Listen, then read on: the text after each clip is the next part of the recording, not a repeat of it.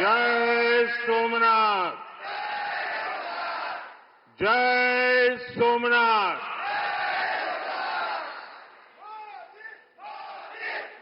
गुजरात के लोकप्रिय मुख्यमंत्री श्री भूपेंद्र भाई पटेल, ऊर्जावान युवा उप मुख्यमंत्री हर्ष संघवी जी, गुजरात सरकार में मंत्री जीतूभाई वाघाणी, अर्जुन भाई मोढवाडिया,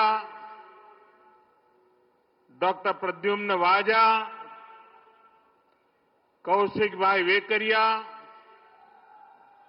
सांसद राजेश भाई, अन्य महानुभाव, देवी और सज्जनों, आज देश के कोने कोने से लाखों लोग जुड़े हैं हमारे साथ। उन सबको भी मेरी तरफ से जय सोमनाथ।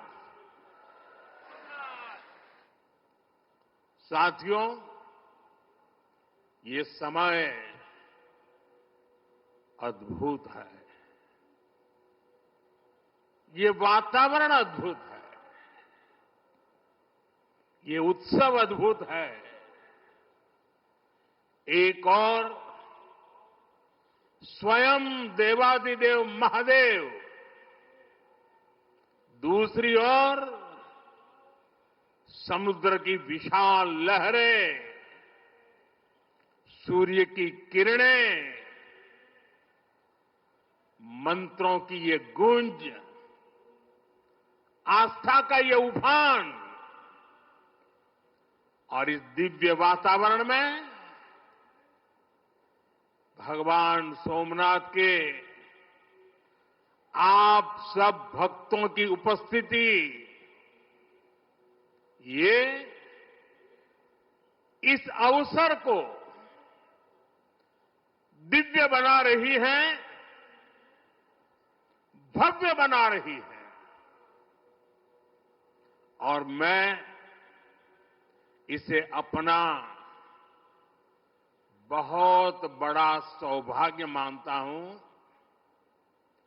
कि सोमनाथ मंदिर ट्रस्ट के अध्यक्ष के रूप में मुझे सोमनाथ स्वाभिमान पर्व में सक्रिय सेवा का अवसर मिला है।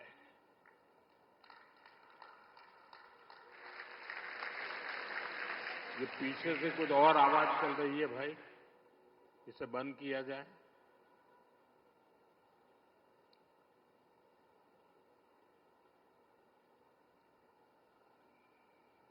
बहत्तर घंटों तक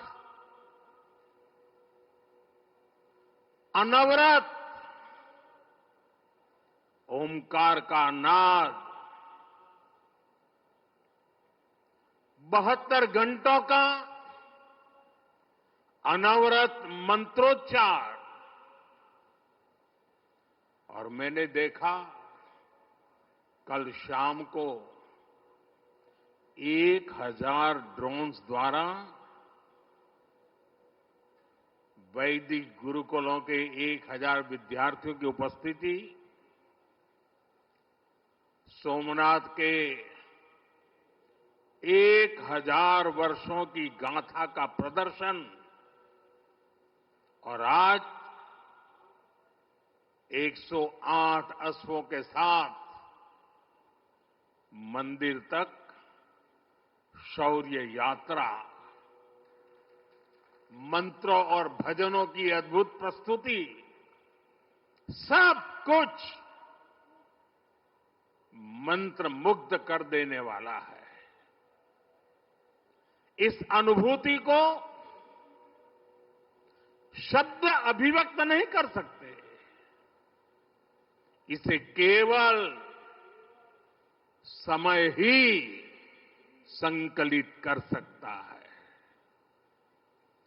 इस आयोजन में गर्व है, गरिमा है, गौरव है और इसमें गरिमा का ज्ञान भी है। इसमें है वैभव की विरासत, इसमें है आध्यात्म की अनुभूति, अनुभव है, आनंद है, आत्मीयता है और सबसे बढ़कर देवाधिदेव महादेव का आशीर्वाद है। आइए मेरे साथ बोलिए, नमः पार्वती पतये हर हर महादेव।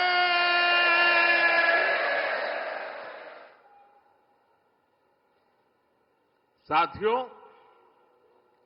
आज जब मैं आपसे बात कर रहा हूं तो मन में बार बार ये प्रश्न आ रहा है कि ठीक 1000 साल पहले ठीक इसी जगह पर जहां आप बैठे हैं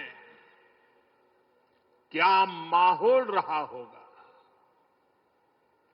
आप जो यहां उपस्थित हैं उनके पुरखों ने,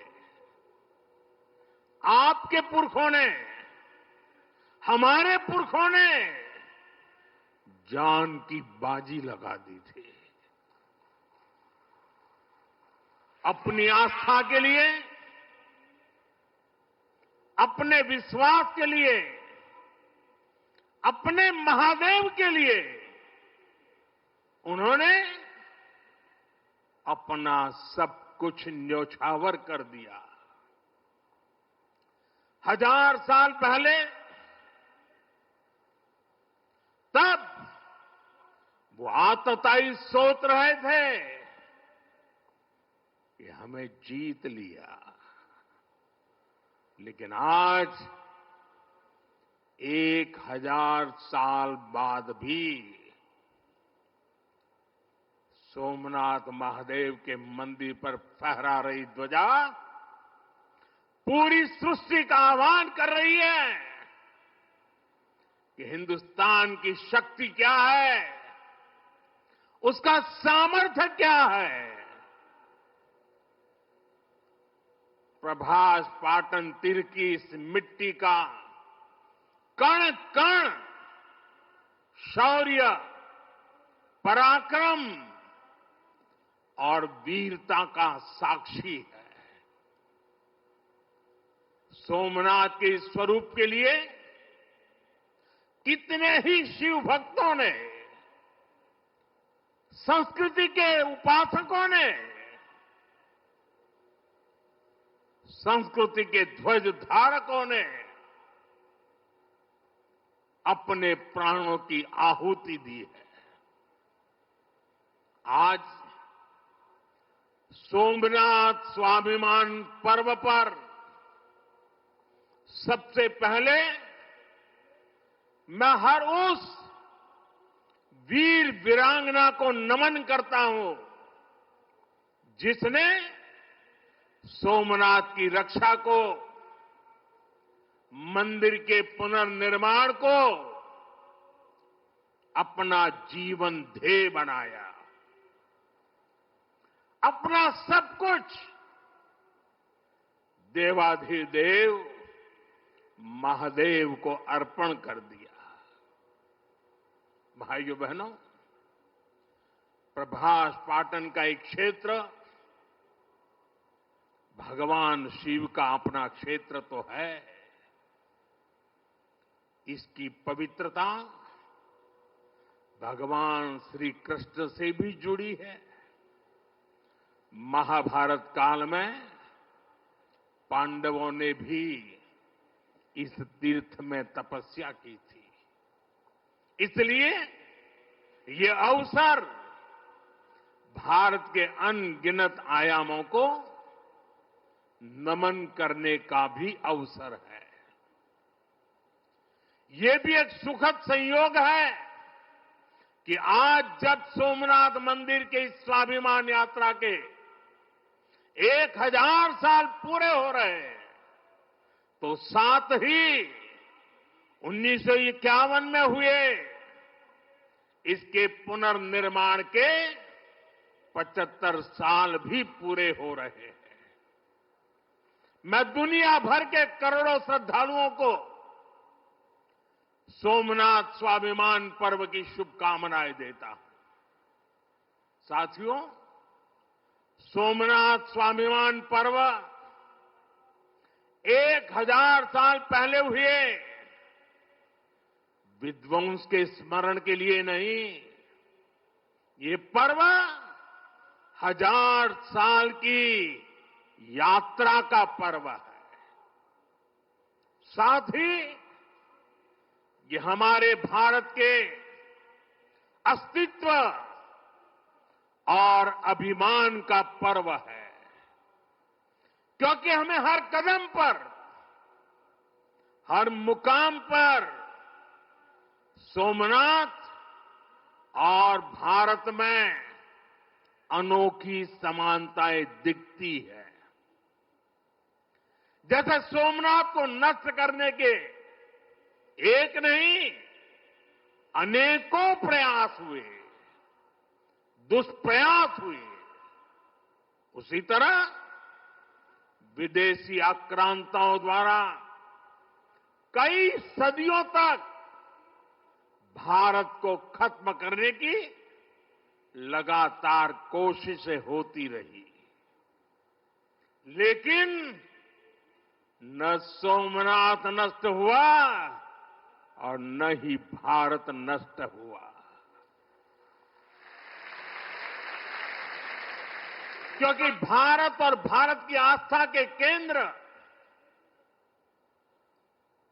एक दूसरे में समाये हुए हैं। साथियों, आप उस इतिहास के बारे में कल्पना करिए। आज से 1000 साल पहले सन 1026 में सबसे पहले गजनी ने सोमनाथ मंदिर को तोड़ा। उसे लगा उसने सोमनाथ का वजूद मिटा दिया, लेकिन कुछ वर्षों के भीतर भीतर सोमनाथ का पुनर्निर्माण हो चुका था। 12वीं शताब्दी में राजा कुमारपाल ने मंदिर का भव्य जीर्णोद्धार करा दिया था, लेकिन 13वीं शताब्दी के अंत में अलाउद्दीन खिलजी ने सोमनाथ पर फिर आक्रमण का दुस्साहस कर दिया। कहते हैं जालोर के रावल ने खिमजी सेनाओं से जमकर लोहा लिया। इसके बाद 14वीं शताब्दी की शुरुआत में जूनागढ़ के राजा द्वारा फिर से सोमनाथ की प्रतिष्ठा संपन्न कर दी गई। 14वीं शताब्दी के आखिरी वर्षों में मुजफ्फर खान ने सोमनाथ पर फिर हमला किया। वो हमला भी नाकाम रहा। 15वीं शताब्दी में सुल्तान अहमद शाह ने सोमनाथ मंदिर को दूषित करने की कोशिश की और इसी शताब्दी में उसके पोते सुल्तान महमूद बेगड़ा ने सोमनाथ पर आक्रमण कर मंदिर को मस्जिद बनाने की कोशिश की, लेकिन महादेव के भक्तों के प्रयासों से मंदिर पुनः जीवंत हो उठा। 17वीं 18वीं शताब्दी में औरंगजेब का दौर आया। उसने सोमनाथ मंदिर को अपवित्र किया, सोमनाथ को फिर मस्जिद बनाने की कोशिश की। उसके बाद भी अहल्याबाई होलकर ने नए मंदिर की स्थापना कर सोमनाथ को एक बार फिर साकार कर दिया। यानी सोमनाथ का इतिहास विनाश और पराजय का इतिहास नहीं है। ये इतिहास विजय और पुनर्निर्माण का है, हमारे पूर्वजों के पराक्रम का है, हमारे पूर्वजों के त्याग और बलिदान का है। आतताई आते रहे, मजहबी आतंक के नए नए आक्रमण होते रहे, लेकिन हर युग में सोमनाथ पुनः पुनः स्थापित होता रहा। इतनी सदियों तक का संघर्ष, इतना लंबा प्रतिकार, इतना महान धैर्य, सृजन और पुनर्निर्माण का ऐसा जीवन, ये सामर्थ्य अपनी संस्कृति में ऐसा विश्वास और ऐसी आस्था दुनिया के इतिहास में ऐसा उदाहरण मिलना मुश्किल है।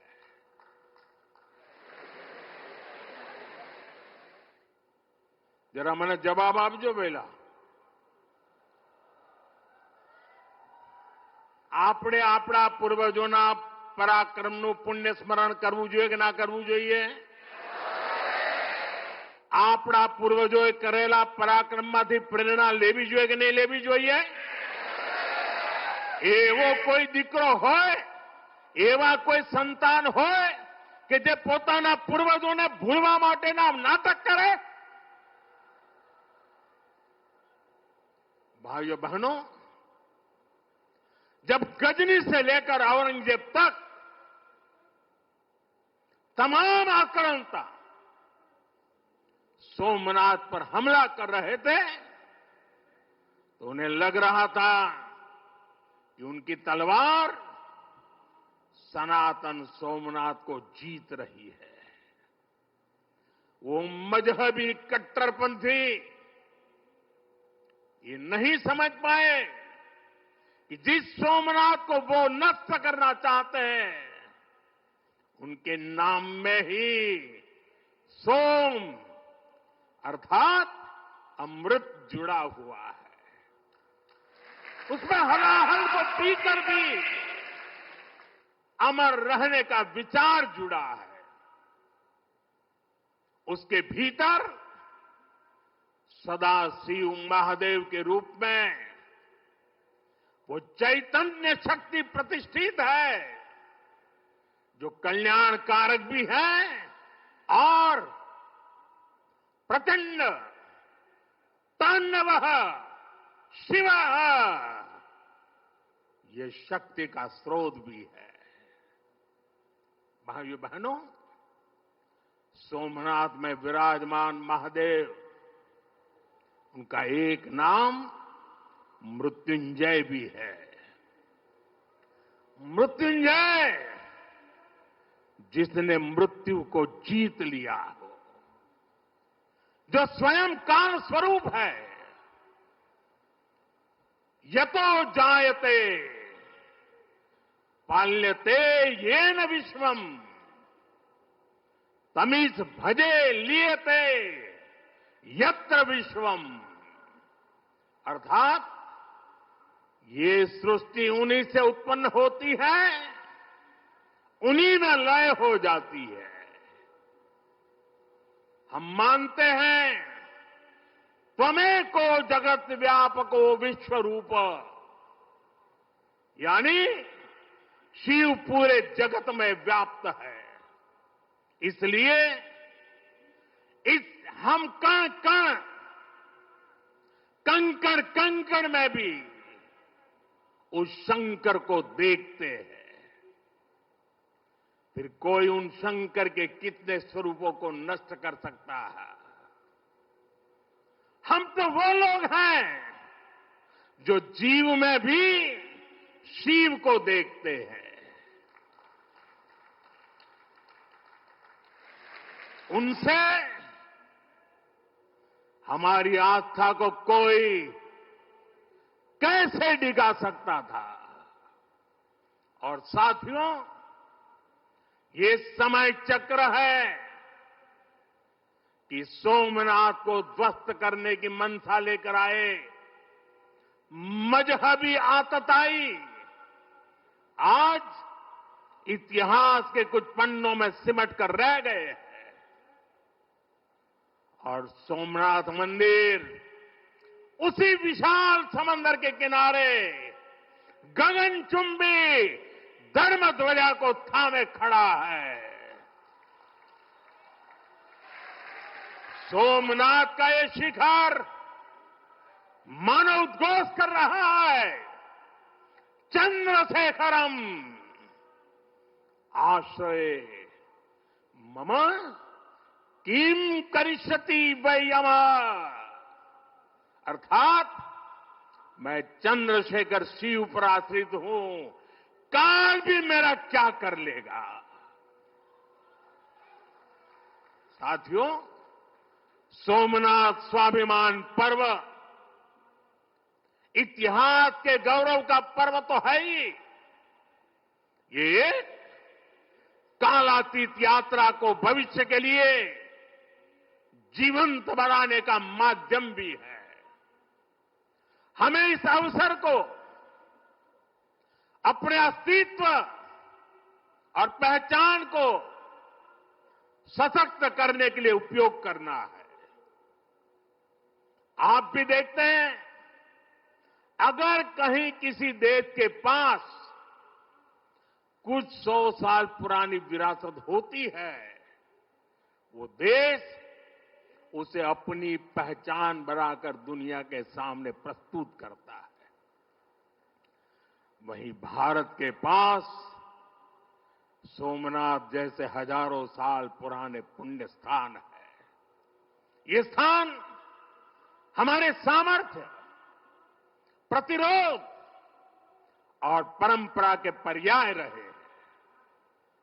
लेकिन दुर्भाग्य से आजादी के बाद गुलामी की मानसिकता वाले लोगों ने उनसे पल्ला झाड़ने की कोशिश की। उस इतिहास को भुलाने के कुत्सित प्रयास हुए। हम जानते हैं, सोमनाथ की रक्षा के लिए देश ने कैसे कैसे बलिदान दिए थे। रावल कन्नड़े जैसे शासकों के प्रयास, वीर हमीरजी गोहिल का पराक्रम, बेगड़ा भील का शौर्य, ऐसे कितने ही नायकों का इतिहास सोमनाथ मंदिर से जुड़ा है। लेकिन दुर्भाग्य से इन्हें कभी उतना महत्व नहीं दिया गया।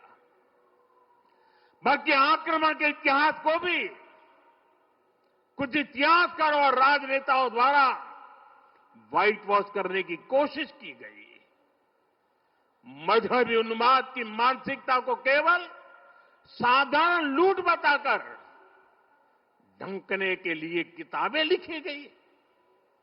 सोमनाथ मंदिर एक बार नहीं, बार बार तोड़ा गया। अगर सोमनाथ पर आक्रमण केवल आर्थिक लूट के लिए हुए होते तो 1000 साल पूर्व पहली बड़ी लूट के बाद रुक गए होते। लेकिन ऐसा नहीं हुआ। सोमनाथ के पवित्र विग्रह को तोड़ा गया। बार बार मंदिर का स्वरूप बदलने की कोशिश हुई और हमें पढ़ाया गया कि सोमनाथ को लूट के लिए तोड़ा गया था। नफरत, अत्याचार और आतंक का असली क्रूर इतिहास हमसे छिपाया गया। साथियों, हमने धर्म के प्रति ईमानदार कोई भी व्यक्ति ऐसी कट्टरपंथी सोच का समर्थन नहीं करेगा।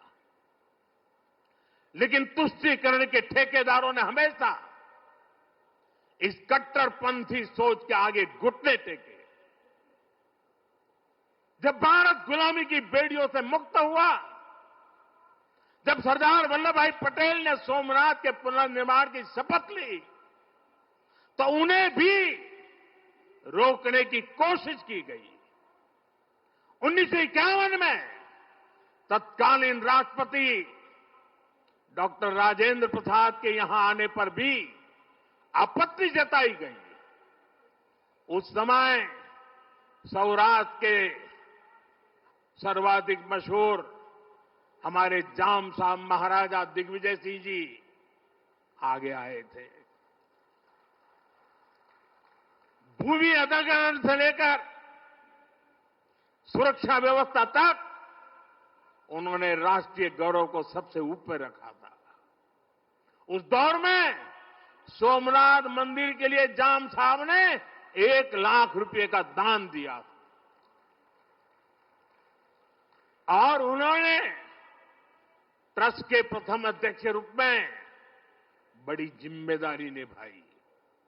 भाइयों बहनों, दुर्भाग्य से आज भी हमारे देश में वो ताकतें मौजूद है, पूरी तरह सक्रिय हैं, जिन्होंने सोमनाथ पुनर्निर्माण का विरोध किया। आज तलवारों की जगह दूसरे कुत्सित तरीकों से भारत के खिलाफ षड्यंत्र हो रहे हैं और इसलिए हमें ज्यादा सावधान रहना है। हमें खुद को शक्तिशाली बनाना है, हमें एक रहना है, एकजुट रहना है, ऐसी हर ताकत को हराना है जो हमें बांटने की साजिशें रच रही है। साथियों, जब हम अपनी आस्था से जुड़े रहते हैं, अपनी जड़ों से जुड़े रहते हैं, पूरे स्वाभिमान के साथ अपनी विरासत का संरक्षण करते हैं, अपनी विरासत के प्रति सजग रहते हैं, तो हमारी सभ्यता की जड़ें भी मजबूत होती है। और इसलिए पिछले 1000 वर्षों की यात्रा हमें अगले 1000 वर्षों के लिए तैयार रहने की प्रेरणा देती है। साथियों, राम मंदिर प्राण प्रतिष्ठा के ऐतिहासिक अवसर पर मैंने भारत के लिए 1000 साल का विराट स्वप्न सामने रखा था। मैंने देव से देश के विजन के साथ आगे बढ़ने की बात कही थी। आज देश का सांस्कृतिक पुनर्जागरण करोड़ों देशवासियों में नया विश्वास भर रहा है। आज हर देशवासी के मन में विकसित भारत को लेकर एक भरोसा है। आज 140 करोड़ भारतीय भविष्य के लक्ष्यों को लेकर संकल्पित है। भारत अपने गौरव को नई बुलंदी देगा। हम गरीबी के खिलाफ अपनी लड़ाई में जीतेंगे। हम विकास की नई ऊंचाइयों को छुएंगे। पहले दुनिया की तीसरी बड़ी अर्थव्यवस्था बनने का लक्ष्य, फिर उसके आगे का सफर, देश अब इसके लिए तैयार हो चुका है और सोमनाथ मंदिर की ऊर्जा हमारे इन संकल्पों को आशीर्वाद दे रही है।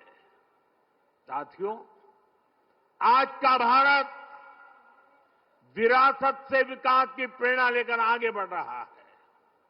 सोमनाथ में भी विकास भी विरासत भी, ये भावना निरंतर साकार हो रही है।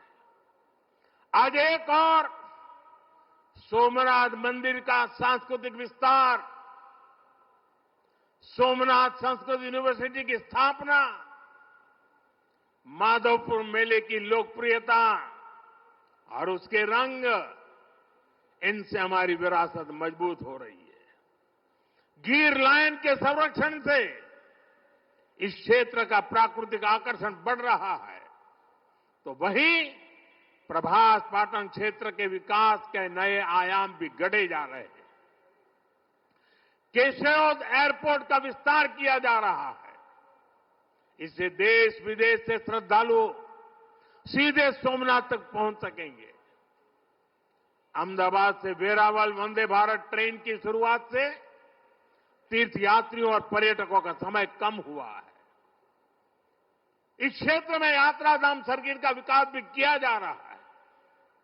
यानी आज का भारत आस्था को स्मरण करने के साथ ही इंफ्रास्ट्रक्चर, कनेक्टिविटी और टेक्नोलॉजी के जरिए उसे भविष्य के लिए सशक्त भी कर रहा है। साथियों, हमारी सभ्यता का संदेश कभी किसी को पराजित करने का नहीं रहा, बल्कि जीवन को संतुलन में रखने का रहा है। हमारे यहां आस्था की राह हमें घृणा की तरफ नहीं ले जाती। हमारे यहां शक्ति हमें विनाश करने का अहंकार नहीं देती। सोमनाथ जैसे तीर्थ ने हमें सिखाया है कि सृजन का मार्ग लंबा होता है, लेकिन वही स्थायी होता है, चिरंजीव होता है। तलवार की नोक पर कभी दिलों को नहीं जीता जा सकता। जो सभ्यताएं दूसरों को मिटाकर आगे बढ़ना चाहती हैं, वे स्वयं समय में खो जाती है। इसलिए भारत ने दुनिया को ये नहीं सिखाया कि दूसरे को हराकर कैसे जीता जाए, बल्कि ये सिखाया कि कैसे दिलों को जीतकर जिया जाए। ये विचार आज दुनिया की जरूरत है। सोमनाथ की 1000 वर्षों की गाथा पूरी मानवता को सीख दे रही है। इसलिए आइए हम संकल्प करें, हम विकास की ओर आगे बढ़ें, कदम से कदम मिलाकर चले, कंधे से कंधा मिलाकर चले, मन से मन को जोड़कर चले। लक्ष्य को ओझल दिए हुए बिना हम चलते चले और साथ ही अपने अतीत और अपनी विरासत से भी जुड़े रहें। हम आधुनिकता को अपनाते हुए अपनी चेतना को संभाले रखें। आइए सोमनाथ स्वाभिमान पर्व जैसे आयोजनों से प्रेरणा लेते हुए विकसित होने के मार्ग पर तेजी से चले। हर चुनौती को पार करते हुए हम अपने लक्ष्य तक पहुंचे। और ये कार्यक्रम आज तो शुरू हो रहा है। हमें 1000 साल का स्मरण देश के कोने कोने में करना है। दुनिया को हमारी विरासत का परिचय करवाना है। हमें 75 साल का ये नया पर्व भी मनाना है और हम 2027 मई तक